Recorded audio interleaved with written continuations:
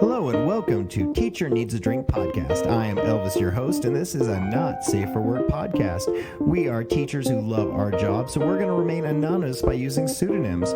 Teacher Needs a Drink podcast is released every Wednesday and sponsored by ludlamdramatics.com. That's Lud Lamb Dramatics. If you have a theater teacher in your building or you are a theater teacher and you need some classroom posters for your room, theater-specific classroom posters, go to ludlamdramatics.com. That's LUDLAMDRAMATICS.com. Use the code TNAD15 to get 15% at checkout. Go to Lud Lamb Dramatics.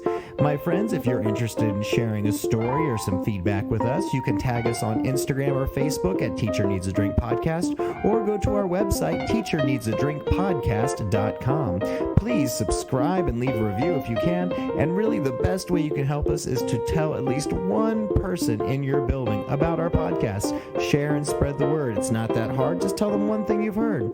Well, my friends, welcome to episode 18. This is kind of a silly, wacky, shorter podcast. Miss Rosey Rose is with us, as is Sparkles and Bunny O'Hare. It was a fun one. I enjoyed it. It was really easy to edit. Enjoy, my friends. Good luck. Guys, I forgot how to blink. I'm driving, so maybe not. All right, welcome to Teacher Needs a Drink podcast. I am Elvis, your host, and returning today, we have Miss Rosey Rose. Woo-woo! Hello, Miss Rosie, and across from me, I have Bunny O'Hare. What's up, Elvis? And of course, returning, we have Miss Sparkles. She is a delight. Hey. Well, welcome back. We're into the fall. We're not in the fall. Screw that. It is definitely spring. Spring semester. You My son God. of a bitch. Don't take me back. Don't take me back. Don't rewind us, Elvis. These weeks have sucked. I got no transition. So here's our article from NBC Los Angeles. Los Angeles teachers are suing Delta Airlines after jet fuel is dumped over the school and playgrounds. What the fuck? What? 4 Los Angeles teachers sued Delta Airlines less than a week after a China-bound plane dumped fuel over playgrounds and schools, citing emotional anguish and distress and accusing the pilot of failing to follow protocol.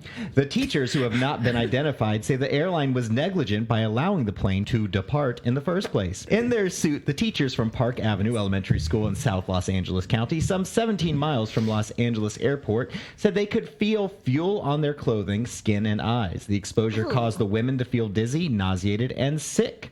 Young students screamed and cried, she said. They also suffered severe emotional distress from the knowledge that they had involuntarily ingested toxins. Their severe emotional distress includes reasonable fear that the exposure to an ingestion of jet fuel might produce serious health consequences to the future. The teachers are seeking compensatory damages. Delta Airlines did not respond for a comment on Friday. Previously said the fuel dump was required as part of a normal procedure to reach a safe landing weight. Over the school, that's normal? Yes, the teacher's lawsuit said that the pilot was specifically asked by air traffic control personnel if he needed to dump fuel, and the pilot said negative. We've got it under control because they had already dumped it on an elementary school. Oh, shit. Jesus. Oh my God, did he say those exact words? One of the teachers in the suit said her 5th grade students initially thought the jet fuel was rain. The children looked up only to have noxious liquid then overwhelm eyes, mouths, nose, lungs, and skin. No. I immediately began to rush my students indoors. Students were screaming, crying because their eyes and skin were burning. Teachers cared for their students rather than decontaminate themselves. I'm sorry, but they're only suing for emotional issues and not Right. The fact that they could have been set on fucking fire? Well, not just that, but all of the issues that come with being exposed to jet fuel. Yeah, Nurse Rosie, please enlighten us. Please enlighten us. That's the first thing I thought was, oh shit, nobody died? Aviation experts say fuel dumps typically occur to reduce the plane's weight. At least 6 fuel dumps were reported last year in Orlando, Florida, New York, London, and Canada. They all occurred at high altitude or on airplane tarmacs, not over schools. The Federal Aviation Administration said earlier this week it was looking into reports about the children being treated for fuel exposure. More than 60 people were treated from schools in the area. So it sounds like they hit them right when they were out at recess and just... Yeah. I have no words. Like, how does that even... I have so many questions. So how was your week at school? Well, I didn't get jet fuel dumped on me, so I guess it was pretty good, like in hindsight. Put it in Shit. the wind column, man. We have to put up with so much bullshit as a teacher. And now I'm like, well, fuck, is some plane going to dump fuel on me? Because I'm in a flight path of 2 major airports. But you don't have little muffins out at recess though. So No, that's but good. we like go outside and do stuff. Well, hopefully they won't look up and be like, "Oh, it's jet fuel raining." Dear Los Angeles teachers, you guys already put up with so much shit, and then you had jet fuel rained on you. And I feel like maybe your school board should at least give you a nice little bonus at the end of the year or something. 'Cause Well, and they damn. should definitely pay for any medical care that those children had to go get checked out or whatever. Yeah. That's ridiculous. But how does a school plan ahead for, you can't. That's the jet thing. fuel? dumps. What school's like, okay, so here are the hazards we could experience as a school facility, jet fuel. We've got fire drills, tornado drills, And a jet fuel dump drill. drills. Do you not remember, did your school, because I was in middle school, so you were in high school right after 9/11. And so schools started doing all of those drills. And the one at my high school was a plane has crashed into the building. So teachers had to figure out how to deal with that. Yeah. What? I mean, I feel like when a plane crashes into the building, you just don't really deal with that. You just, Evacuate. Fire drill. yeah, Everybody fire out. drill. Have you guys taken the how to stop a bleeding gunshot wound training? Yes. I have to teach those trainings. Do people actually pay attention at your school? Absolutely not. Yeah. No. I've learned some things. I now know how to make a tourniquet out of my t-shirts. It's called Stop the Bleed. Yep, stop the bleed. I can pack a wound. They actually had they brought demonstration things, and we had to practice awesome. packing the wound. In my old district, we had to, if you had a student who was diabetic, you went to a 4-hour diabetes training. That's Like smart, how to but- spot and recognize. Like how to I spot did and that, recognize when they had low blood Unlicensed sugar. diabetic care assistant. training. Yeah, Yes. that's the one. Yeah, they don't make everyone do it, but for me specifically, I will give teachers who probably don't read them because they got so much on their plates, but a packet of here's what to look for because you have this student. Teacher planning days make me think I hate teaching, but once I get back in my classroom, I fall back in love with my job all over again. I realized I hate every single aspect of teaching except the teaching itself. Trainings on some awesome game-changing thing from the district that were shown the first week of August, barely mention the rest of the first semester, and then expect to have it fully implemented by January when no one knows what it's really about. And then in May, they'll realize it was an abject failure and start again next August. I get that data is important, but my God, nothing has quantifiably changed in 6 months. Please stop. Testing is incredibly important. It's all we talk about. But our testing coordinator won't release our testing dates yet, even though we're less than 3 months out. We have a 1-month window, and we're told that's good enough. No, Is no, it's not good enough. Oh my God. If you're telling me, okay, well, we're going to do testing sometime in March. Well, if it's March 28th, that gives me a little bit more time. Then But if March it's, 4th. yeah, if it's March 4th, then shit, I better get moving. Yeah. We're also required to have students take pre-tests every quarter now. We can't start teaching the standards for that quarter until we give the test, which is created by our literacy coach. Guess who hasn't even started making the test, and we're already 3 weeks into the quarter? Wow. Also, the data from the first 2 quarters are skewed and not usable, so we have to scrap those, but we're going to do the pretest so the students know the importance of consistency. There's so much of the paperwork and the minutia that we get bogged down in. It's like we just want to teach. That's And what the we duties. like doing. Extra duty. Yeah. And look, I can very strongly relate to your district puts out a new initiative BS, because the very first district I worked in was infamous for that. I mean, absolutely infamous. And there was, I will remember it forever. It was January 5th. They were like, all right, guys, on January 5th, we are rolling out all of these really important district initiatives, and you are expected to implement them on January 6th. Literally teaching us all new bullshit that they wanted us to do. And they were like, it better be ready tomorrow. Bum, bum, bum. Yeah, and I was like, some of this shit doesn't apply to me. I teach an elective. I'm still hungover from New Year's. Right. Come on. That's the kicker. I don't understand because they're like, well, every class has to collect data. You must have data. There better be data, which I get so fucking tired of hearing that word because it's just become meaningless at this point. And I was like, okay, can one of you please explain to me what data I'm supposed to collect in my elective course? And they were like, Well, we don't know, but you better be collecting some. Why do they sound like the guy in a movie trailer? In a world where data is bullshit coming this fall. Yeah. They do a thing and then you get rated on the thing. And if you don't do the thing that year, you're going to get a poor rating. The next fall, they're like, oh, forget the thing. We're moving on to the new thing.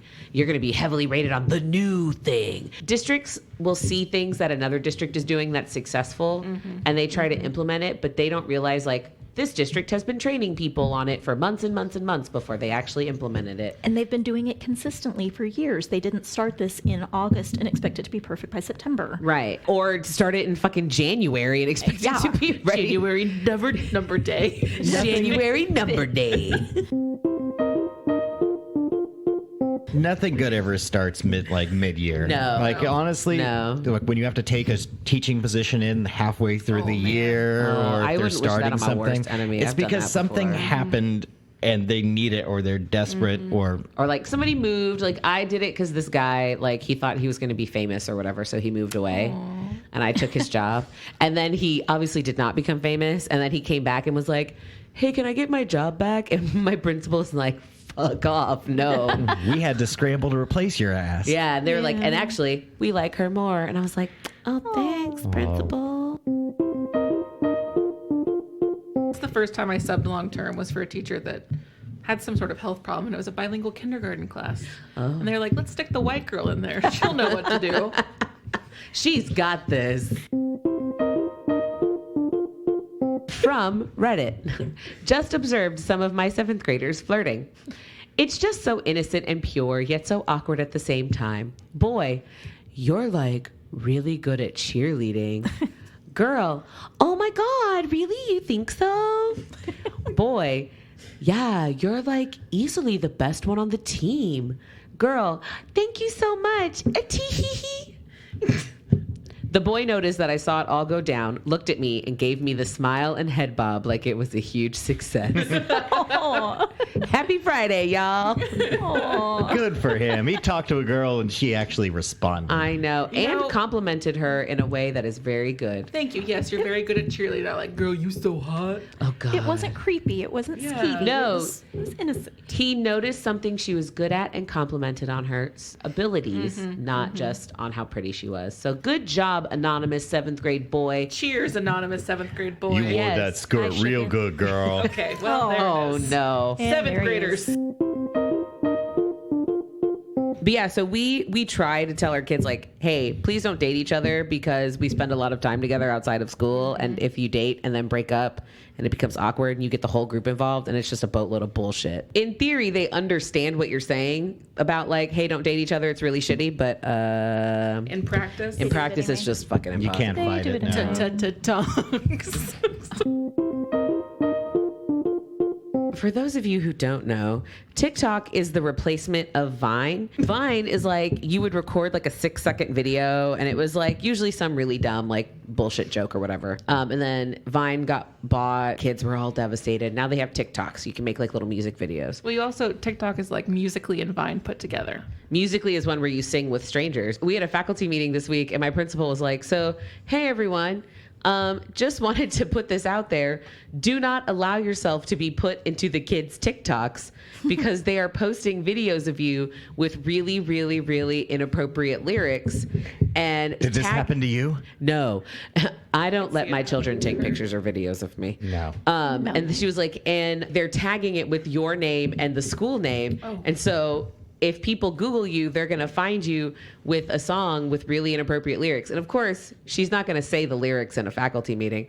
But I'm thinking, like, what's the worst fucking rap song out there with like the filthiest lyrics? My neck. My back. My crack. See, Yeah. I was thinking more like, to the window. that part, Pretty yeah. inappropriate. Can you say a little more like Maya Angelou for me? Yeah, right. I know why the caged bird sings As the sweat drops down, down my... my Oh, God. Sorry, Bunny.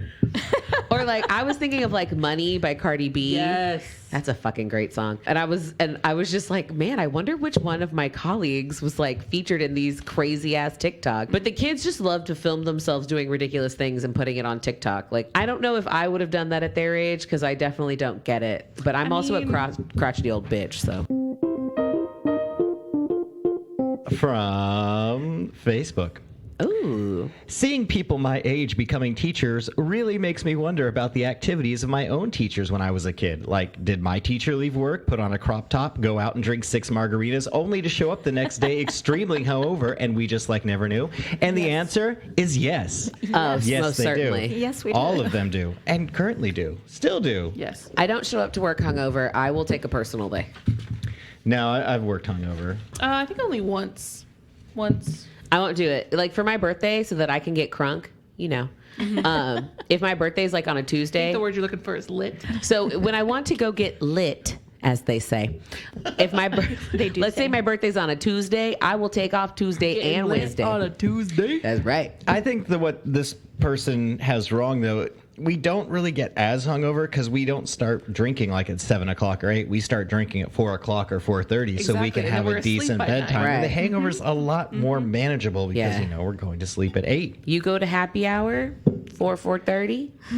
You're out by 6:30. Applebee's, get those $1 Long Island iced tea. Hey, you're out by 6:30 because that's when happy hour's over and shit costs the normal amount and we don't get paid enough. $10 No. for a drink. Yeah, I'm not paying $10 for this bullshit. Then you can go home, eat a little something from home, and then you go night. And next Don't thing you forget know, you're like Alka-Seltzer. That's real important. I am Tums on the nightstand years old. I So just want now- to sing my theme song. It's about to happen. It's about to happen. And now we have Miss Rosey Rose with Just the Tip. Just the tip, just the tip. Oh, my God. Just the tip, just the tip. What? Just the tip. No. What? I'm Just cutting the it. tip. Rosie, just What? talk over him. All Come right, on. so this is a tip about getting your kids' attention when they won't, and I quote, STFU. When they won't STFU, here's what the teacher does. Oh my gosh, you guys, look at my elbow. The class stops talking and they think they're going to see something weird. And I say, ha, gotcha. Okay, cool. Let's turn to page blah, blah, blah. I still think you should say, oh my gosh, lick my elbow. No, you don't want to tell them to lick your elbow. No. No commands, but I've had kids Certain that grades of would. kids would be like, no, oh, they yeah. would. They would. There are some weird kids out there, and if you said lick my elbow, they would definitely do They it. would be jumping out of their chairs to do it. Yeah, ew. because they think that shit's Ew. funny. No. It's not funny.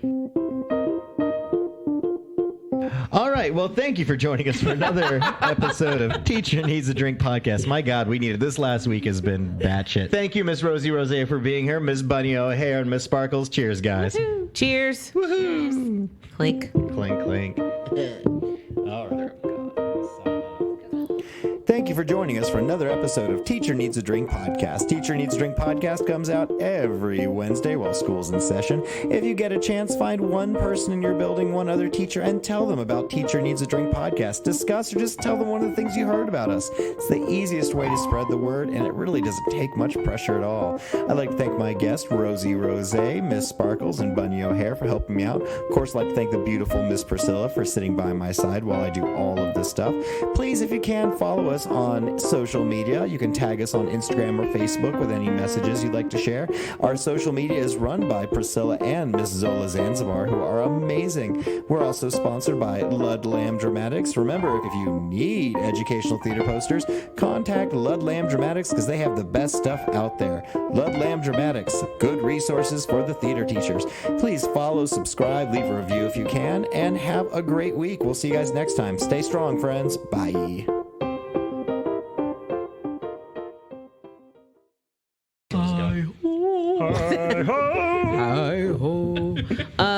Yeah. Yeah. I don't have to potty because I am a teacher and I have a bladder of steel. Let's say I don't have to potty because I'm a nurse and I don't ever go to the bathroom. That's right. I go potty twice a day whether I need to or not. Although I've started trying to drink 80 ounces of bragging. water. And you go potty more, right? It sucks. I do. My camel bladder's like, nah, we don't drink this much water. Stop it.